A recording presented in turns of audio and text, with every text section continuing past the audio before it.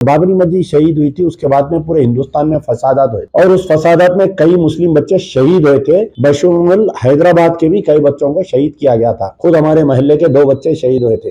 آپ اپنے والد کے کارناموں پر شرمندہ ہے یا نہیں ہے؟ تاج کے ناکے میں کیا ہوا تھا معلوم آپ کو؟ انہوں جیتنے کے بعد نوجوانوں کو نہیں معلوم، ممی صاحب غلط ہوں تو بتاؤ آپ مجھے، کیا چاند پہلوان کے بچوں کو پولیس اسٹیشن میں نہیں مارا گیا تھا؟ کیسا؟ گولیاں مارے تھے۔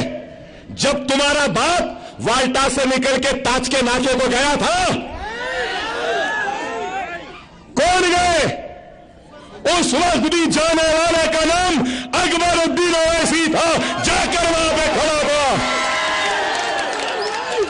ایم ایل اے بھی نہیں تھا، میں ایم ایل اے بھی نہیں تھا، بڑی بڑی باتیں کرتے، میرے پیچھے آئے بھاگ کر، چار مینار کے پاس کھڑے رہ کر، مائک نہیں تھا، کچھ نہیں تھا، میں ایم ایل اے بھی نہیں تھا، اس وقت بہت تیزی تھی، ٹھہر کے تقریر کرنے لگا، ہزاروں کا مجمع چار مینار کے پاس جمع ہو گیا۔ میں نے کہا ایودھیا جانے والے آج والٹا سے نکل کے تاج کے ناکے کو نہیں جا سکے، یہ آئے تو ان کا جوتوں چپلوں سے استقبال ہونا ان کی عادت تھی۔ اکبر اویسی جہاں گیا پیچھے آتے تھے۔ چار مینار پہ آئے، عوام جوتے اور چپلوں کی ایسی بارش کری کہ صرف چار مینار کے پاس جوتے اور چپل تھے۔ غلط ہے بولے ممی صاحب؟ صحیح ہے تو بتاؤ۔ ارے آج بڑی بڑی ڈینگیں، بڑی بڑی باتیں، ارے اپنی حیثیت دیکھو پہلے، اس کے بعد بات کرو۔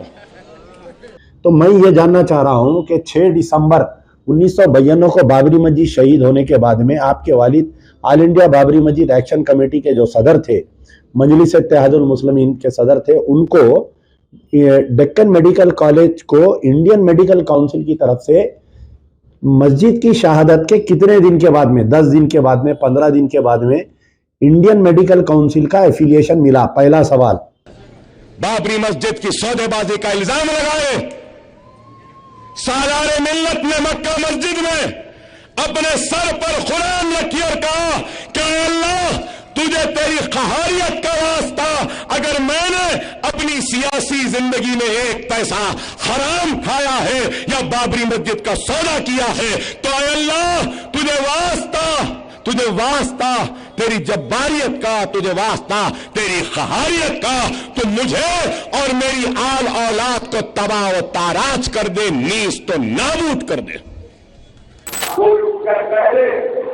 کہ میں نے کسی کام کے لیے صلاح الدین کو پیدا کیا ہے تو میں ہنگاؤں نہ کیا زندگی کوئی ہے تو خیر رات ہے۔ میں کچھ دنوں کے رہتا اخبار کا بیان دے کر اخبار والوں کے فکر اٹھانے والوں میں سے نہیں ہوں۔ اب میں آتا ہوں، کھڑے رہو کوئی جگہ ہے، وہ قرآن لاؤ اور یہ قرآن پر ہاتھ رکھ کر کہو کہ میں نے صلاح الدین کو پیدا کیا۔ اور کوئی ہے تو آؤ۔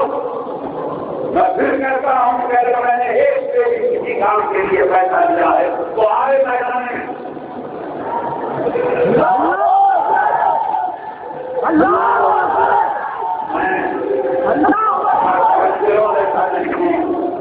اور یہ قرآن ہے، یہ قرآن مجید ہے، کہیں پہ بھی ہے کہ یہ قرآن مجید خاموش رہیے تاکہ میں ان کے ساتھ قسم کھا سکوں۔ حضرات میں شراب سے اپیل کر رہا ہوں کہ آپ خاموش بیٹھیں اور میری پوری بات کو سنیں، میری قسم کو سنیں۔ حضرات آپ سکون کے ساتھ خاموش بیٹھیے۔ اے اللہ، میں قرآن حکیم کو سر سے رکھ کے قسم کھاتا ہوں کہ میں نے اپنے لیے، اپنی اولاد کے لیے، اپنے خاندان کے لیے، اپنی جماعت کے لیے، اپنی ملت کے لیے کوئی بابری مسجد کے لیے سودے بازی نہیں کی۔ اگر میں نے سودے بازی کی ہے تو مجھے اور میری اولاد کو بھی اس کو نابود کرتے، ورنہ امان اللہ خان اور اس کی اولاد کو بھی اس کو نابود کر دے، اور ذخار الدین کو، اس کے تمام کو اس کو نابود کر دے۔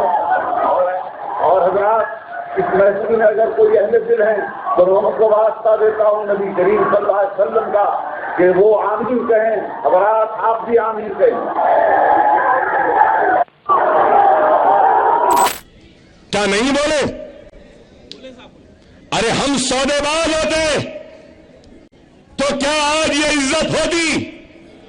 کیا یہ نام ہوتا؟ کیا یہ پہچان ہوتی؟ کیا یہ طاقت ہوتی؟ دیکھ لو، جس پر الزام لگایا ان کی اولاد کو دیکھ لو، اور جو الزام لگائے ان کی اولاد کو بھی دیکھ لو۔ حق ہے، اللہ کے پاس دیر ہے، اندھیر نہیں۔ جھوٹ مستقل نہیں ہوتی، جھوٹ کو ہارنا پڑتا۔